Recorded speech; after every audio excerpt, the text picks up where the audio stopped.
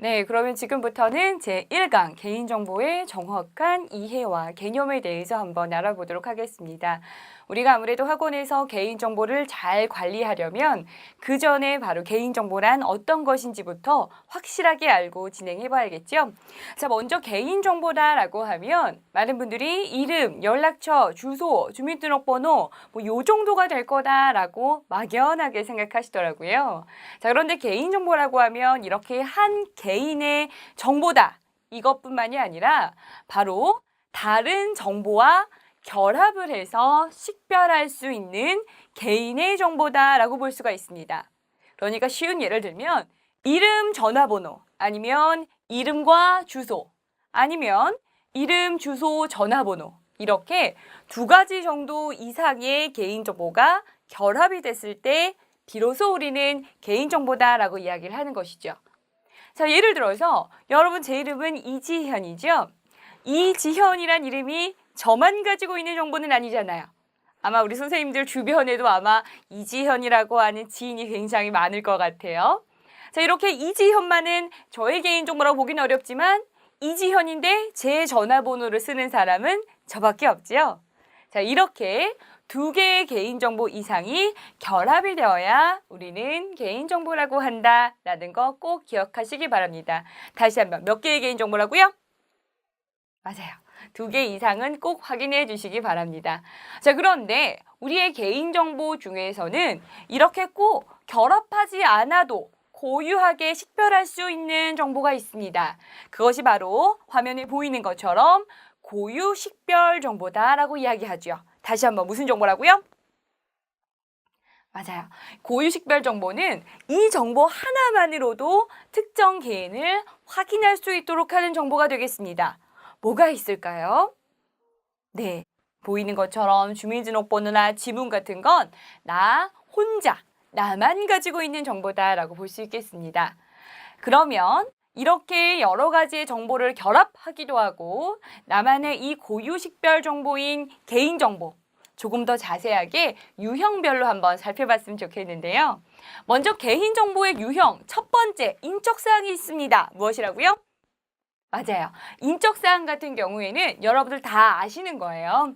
이름, 연락처, 주소, 이메일 주소 아니면 가족관계나 가족 구성원, 주민등록번호, 출생지, 생년월일 뭐 이런 식으로 한 사람의 인적사항을 확인하는 거죠. 그런데 우리 이거 다 알잖아요. 그럼 이거 말고 더 많은 개인정보가 있습니다. 라는 걸 지금부터 확인해 보겠습니다. 자, 두 번째는요. 자, 신체적 정보라고 합니다. 자, 다 같이 무슨 정보라고요? 네, 신체적 정보인데요. 바로 이 사람의 신체에 관련한 정보라고 보시면 돼요. 그래서 키, 몸무게는 물론이고 얼굴, 그러면 사진도 되겠네요. 그럼 영상도 되겠습니다. 그러면 목소리는 개인정보일까요? 맞아요. 목소리도 개인정보입니다. 또는 요즘에 홍채나 지문인식 많이 하죠? 이것도 다 우리의 신체적 정보라고 말합니다. 그럼 우리가 이 신체적 정보를 가지고 더 알아볼 수 있는 정보들이 있습니다. 바로 의료 건강 정보입니다. 나의 건강 상태라든지 아니면 진료 기록이나 처방전 등도 바로 여러분 개인의 정보라고 볼 수 있겠습니다. 이뿐만이 아닙니다. 우리의 개인정보 유형 이 세 번째는요. 바로 정신적 정보라고 합니다. 뭐라고요? 맞아요. 정신적 정보의 다른 말은 민감 정보입니다. 뭔가 굉장히 민감할 것 같죠? 정신적 정보는 한 개인의 기호나 성향을 확인할 수 있게끔 하는 많은 정보를 이야기합니다. 쉬운 예를 들어보면 잡지에 구독하는 정보라든지 내가 아니면 도서를 대여한 기록 같은 걸 보면 저 사람이 저런 걸 좋아하는구나 라는 걸 유추해 볼 수 있죠. 비슷한 예로는 웹사이트 검색 내역이라든지 물품 구매 내역들이 여기에 포함될 것입니다. 요 두 가지는 우리가 빅데이터라 그래서 마케팅에도 굉장히 많이 활용되고 있는 개인정보 중에 하나일 것입니다. 자, 그 밖에도 내면의 비밀이라든지 뭐 종교나 사상, 가치관 등을 확인할 수 있는 모든 정보들도 역시 우리는 개인정보라고 말합니다. 단순하게 행정적인 것만 개인정보는 아닌 것 같죠? 더 나아가서 네 번째 보겠습니다. 자, 바로 사회적 정보가 되겠습니다. 자, 네 번째 무엇이라고요? 맞아요. 이 사회적 정보는 바로 여러분들께서 사회적으로 많이 흔히 말해 뿌려놓은 거다라고 생각하시면 돼요. 자, 사회적 정보라는 건 무엇이냐? 사회적으로 나의 정보를 확인하는 것이라고 쉽게 생각하시면 되겠죠. 먼저 정보 있겠습니다. 우리 학원 산업에서 많이 활용할 정보이기도 하겠네요. 자, 학력이나 성적, 출석 상황, 아니면 상벌 기록이나 생활 기록부에 대한 내용들. 자, 이런 것들 모두가 우리의 개인 정보라는 것입니다. 자, 그 다음에 보면 법적 정보도 있어요. 내가 전과가 있는지 없는지, 전과까지는 아니더라도 과태료가 있는지 없는지 등을 확인해 볼 수 있는 자료들이겠습니다. 자, 그 밖에도 제일 중요한 근로정보. 내가 지금까지 어떤 회사를 다녀왔는지, 현재 지금의 직장은 어디이고, 고용주는 누구인지, 아니면 이 사람 일 잘해요? 별로 못해요? 직무평가 기록은 어떤지. 자, 이런 것들도 다 우리의 개인정보다라고 말할 수 있습니다. 자, 마지막으로 병역 정보가 있네요. 군필인가요? 미필인가요? 군대를 갔다 왔으면 어디로 다녀왔나요? 군번은 무엇인가요? 라고 하는 이런 정보들도 사회적 정보라고 얘기합니다. 바로 사회적 구성원으로서 우리가 발현된 정보라고 볼 수 있겠죠. 여기서 끝이 아닙니다. 자, 다섯 번째, 바로 재산적 정보라고도 있습니다. 자, 다섯 번째는 무엇이라고요? 네, 이건 굉장히 쉬워요. 간단하죠? 개인의 금융정보라든지 신용정보들이 여기에 포함될 것입니다. 그리고 마지막으로 여섯 번째는 자, 통신 위치 정보입니다. 자, 여섯 번째 무엇이라고요? 통신 위치 정보. 그렇죠. 그래서 우리의 전화 통화 내역이라든지 아니면 IP 주소라든지 아니면 내가 지금 어디에 있어요? GPS 등도 바로 여기에 포함이 되겠죠. 자, 여러분 어떠세요? 지금 개인정보의 유형만 한번 쫙 살펴봤거든요. 그런데도 벌써 시간이 7분 정도 조금 넘은 것 같아요. 자, 이렇게 보면 우리가 개인정보다라고 하는 건 단순히 이름, 연락처, 주소만은 아니다라는 것입니다. 유형별로 살펴보니까 우리가 학원에서도 많이 수집하는 정보도 이게 개인정보가 될 수 있겠구나 라고 하는 게 아마 느껴지실 것 같아요. 그리고 그 밖에도 어머 이거 내 개인정보였는데 라고 생각하시는 부분들 많이 계실 것 같습니다.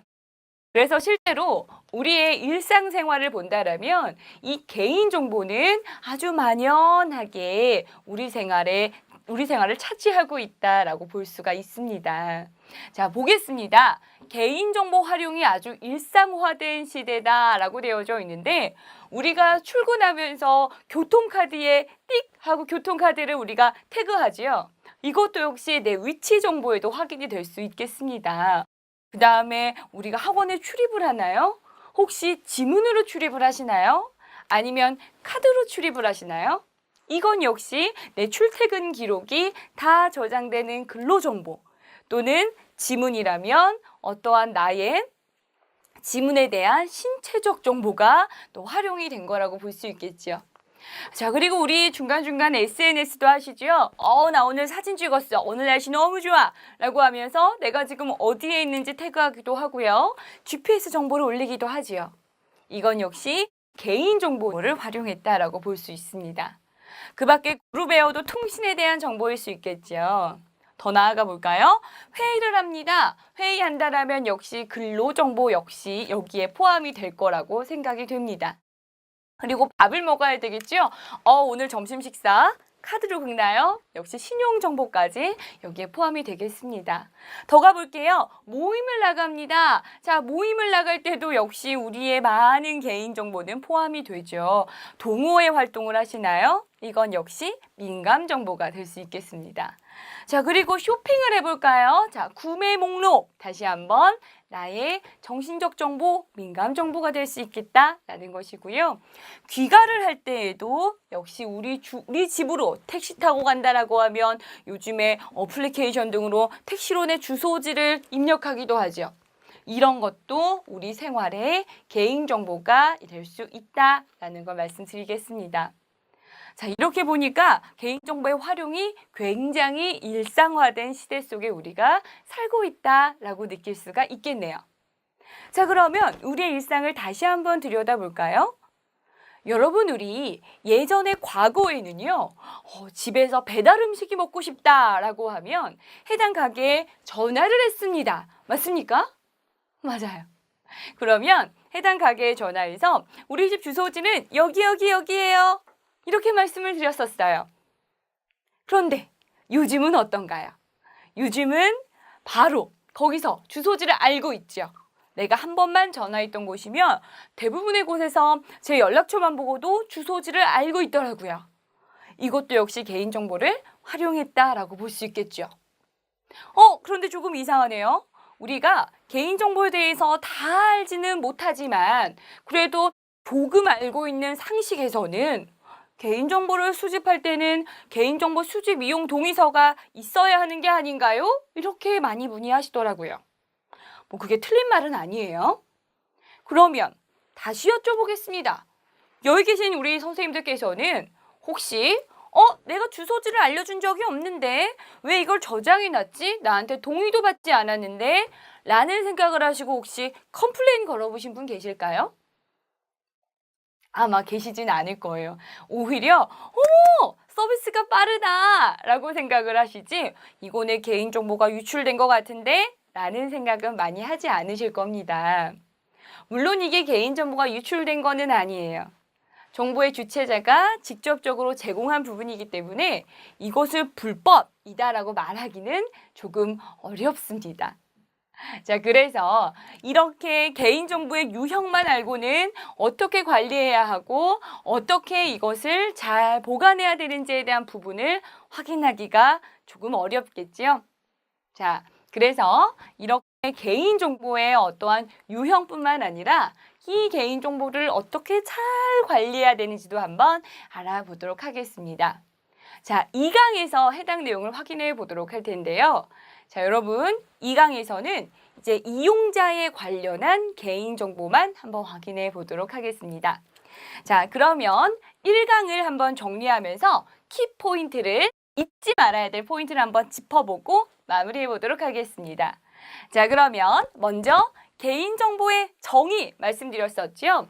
하나의 정보가 아니라 두 가지 이상이 결합을 해야 한다라고 했었습니다. 기억나시죠? 네. 그러나 예외적인 게 있었습니다. 무엇이 있었을까요? 맞아요. 고유식별 정보가 있었지요. 이거는 꼭 두 가지를 결합시키지 않아도 하나만의 정보로도 한 사람을 확인할 수 있는 고유의 정보로 식별할 수 있는 정보, 주민등록번호, 지문, 여권번호 등등이 될 수 있겠습니다. 그러면 개인정보의 유형 총 6가지로 나눠봤었죠. 우리가 흔히 알고 있는 행정에 관련한 인적사항도 여기에 포함이 되고요. 그 다음에 우리의 신체적 정보, 이 안에는 의료건강정보도 함께 포함된다고 말씀드렸습니다. 아무래도 병원 등에서 많이 취급하는 정보겠죠. 자, 그리고 세 번째, 정신적 정보라 그래서 민감할 수 있는 정보다라고 확인했습니다.